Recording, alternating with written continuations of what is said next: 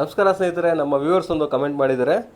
Under hit and run case, rider age is 17 and ಈ is the rider will be punished, please confirm.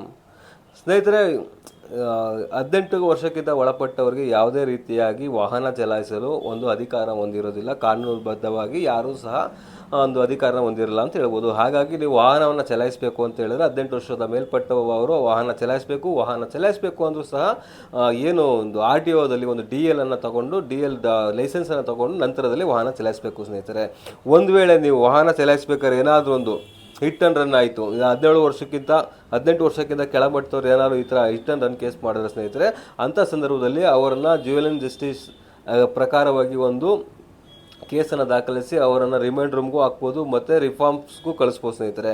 ಮತ್ತು ಯಾರು owner ಇರ್ತಾರೆ, ಯಾರು ಆ ವ್ಯಕ್ತಿಯ ಗಾಡಿಯ ಓನರ್ ಇರ್ತಾರೆ ಅಥವಾ ಯಾರು ಡ್ರೈವರಿನ ಒಂದು ಗಾಡಿಯನ್ನು ಯಾರು ಇರ್ತಾರೆ ಅವರಿಗೆ ಅಪ್ ಟು 3 years ಜೈಲು ಹಾಕ್ಬೋದು ಮತ್ತು 25 ವರ್ಷಗಳ ಕಾಲ ಪೆನಾಲ್ಟಿನ ಸಹ ಹಾಕ್ಬೋದು ಸ್ನೇಹಿತರೆ. ಮತ್ತು ಗಾಡಿದು ಏನಿದೆ ರಿಜಿಸ್ಟ್ರೇಷನ್ ಸಹ ಕ್ಯಾನ್ಸಲ್ ಮಾಡಿಸ್ಬೋದು ಮತ್ತು ಕ್ರಿಮಿನಲ್ ಕೇಸನ್ನು ದಾಖಲುವ ಸಂಭವ ಇರುತ್ತದೆ.